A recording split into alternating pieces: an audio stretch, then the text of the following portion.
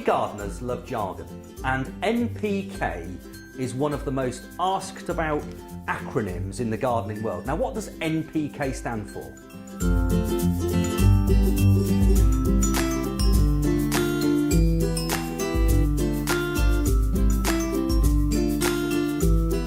This is taken basically from your chemistry lesson. So N is for nitrogen, P is for phosphorus, K is for potassium, and each of those elements provide different things to your plants.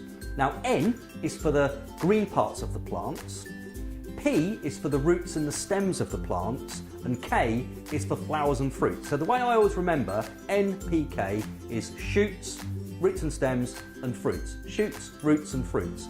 That's the way to remember what NPK does. Now if you look at the analysis, and every single fertiliser will have what's called an analysis on it, where it will tell you exactly the proportions that the N, P and the K are into each other.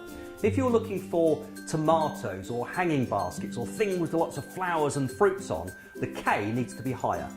If you're looking to grow cabbages, think leafy greens, things that are really foliage based, the N, the nitrogen, needs to be higher.